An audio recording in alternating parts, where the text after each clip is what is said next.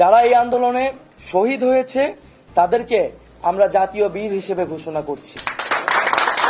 এবং এছাড়াও যারা এই ফ্যাসিস্ট রেজিমে গত কয়েক বছরে শহীদ হয়েছেন তাদেরকেও আমরা আজকের এই দিনে স্মরণ করছি। এবং আমরা বলেছিলাম যে শেখ হাসিনার পদত্যাগী কিন্তু একমাত্র সমাধান হবে না।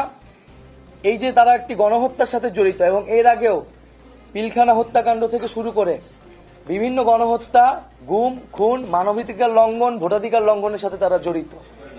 এর অবস্থায় বিচারের ব্যবস্থা করতে হবে। শেখ হাসিনা পালিয়ে গেলেই হবে না, আমরা তাকে বিচারের আওতায় আনব। এবং শুধু ফ্যাসিবাদ, যারা ফ্যাসিজমে সরাসরি সহায়তা করেছে এবং তাদের সমর্থক, তাদেরকে বিচারের আওতায় আনা হবে।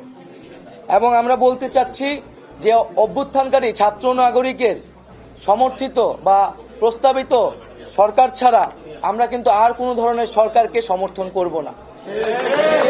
সেটা সেনা সমর্থিত সরকার হতে পারে বা জরুরি অবস্থা দিয়ে রাষ্ট্রপতি শাসিত সরকার হতে পারে।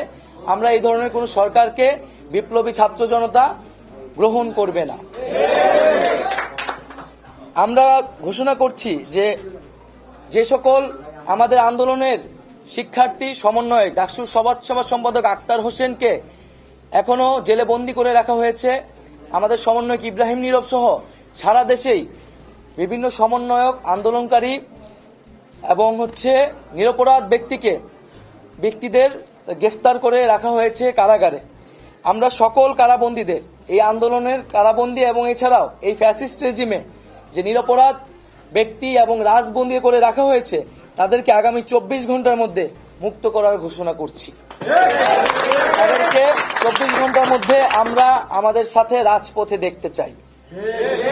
এবং আমরা মুক্তিকামী ছাত্র জনতার প্রতি আহ্বান রাখছি যে তারা যাতে আমাদের কাছ থেকে যে 24 ঘন্টার মধ্যে আমরা যে চূড়ান্ত সরকারের রূপরেখা দিব তা ঘোষণার আগ পর্যন্ত তারা যাতে রাজপথে অবস্থান করে। এবং এক্ষেত্রে আমাদেরকে সতর্ক থাকতে হবে যে আন্দোলনের সুযোগে এখানে ফ্যাসিবাদের দোসররা এখনো নানান ধরনের অঘটন, নাশকতা, সহিংসতা করে এই আন্দোলনের ন্যায্যতাকে প্রশ্নবিদ্ধ করার চেষ্টা করে যেতে পারে। আমরা আহ্বান জানাচ্ছি সকলের প্রতি, এই দেশ আমার, এই রাষ্ট্রীয় সম্পদ আমাদের, সেক্ষেত্রে কেউ যাতে কোনো ধরনের লুটপাট, সাম্প্রদায়িক হামলা, কোনো ধরনের উস্কানিতে কান না পাতে মুক্তিকামী ছাত্র জনতাকেই সতর্ক থাকতে হবে এবং দেশের সম্পদ রক্ষা করতে হবে। আমরা কোনো প্রাণনাশ, কোনো সহিংসতা চাই না। আমরা শান্তিপূর্ণভাবে রাজপথে অবস্থান করব এবং যাদের বিচার করা হবে তাদের একটি প্রক্রিয়া অনুসরণ করে ন্যায় বিচারই আমরা সমাজে প্রতিষ্ঠা করব। আমরা বৈষম্য দূর করার জন্য, সমাজে ন্যায় বিচার এবং জীবনের নিরাপত্তার জন্যই কিন্তু এই এক দফা আন্দোলন ঘোষণা করেছিলাম। সেই ঘোষণার প্রতি যাতে সবাই শ্রদ্ধাশীল থাকে এবং বৈষম্য বিরোধী ছাত্র আন্দোলনের নেতৃত্বে এই অভ্যুত্থান সংগঠিত হয়েছে। এবং আমরা আহ্বান জানাচ্ছি যে বৈষম্য বিরোধী ছাত্র আন্দোলন সকলের জীবন এবং জানমালের নিরাপত্তার জন্য মাঠে থাকবে, সে বিষয়ে সবচেয়ে বেশি সতর্কতা দিয়ে আমরা রাজপথে থাকব।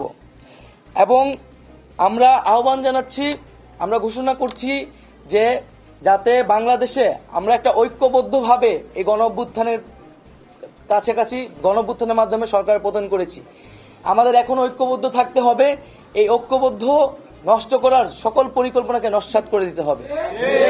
সেজন্য আমরা বারবার বলেছি যে আমরা এই হাসিনা রেজিম, এই ফ্যাসিবাদী ব্যবস্থার বিপরীতে, খুনি সরকারের বিপরীতে প্রতিবাদী জনতা। এখানে কোনো দল, মত, ধর্ম নির্বিশেষে আমরা সবাই ঐক্যবদ্ধ হয়েছি। এখানে কোনো ধরনের সাম্প্রদায়িক উস্কানি, কোনো ধরনের নাশকতা বা বিভাজনের চেষ্টা করা হলে মুক্তিকামী ছাত্র জনতাকে তা রুখে দিতে হবে। আমি আবারও এই গণ অভ্যুত্থানের জন্য সকলকে ধন্যবাদ জানাচ্ছি, সকলকে অভিনন্দন, দেশবাসীকে অভিনন্দন জানাচ্ছি। এবং আমরা আগামী 24 ঘন্টার মধ্যেই অন্তর্বর্তীকালীন জাতীয় সরকারের রূপরেখা হাজির করব। তার জন্য সকল পক্ষের সাথে আমরা আলোচনা করব, আমাদের সকল সমন্বয়কদের সাথে আলোচনা করব এবং এই কাজটি করার জন্য আমরা একটি লিয়াজু কমিটি হয়তো রাতের মধ্যেই প্রেস রিলিজের মাধ্যমে আপনাদেরকে জানিয়ে দিব যে আমাদের পক্ষ থেকে কারা আসলে এই বিভিন্ন পক্ষের সাথে আলোচনায় বসবে। এক্ষেত্রে আপনাদের যদি আর কোনো প্রশ্ন থাকে, জিজ্ঞাসা থাকে, সেই প্রশ্নগুলো আলোকে হয়তো আমরা কোনো কথা বলতে পারি।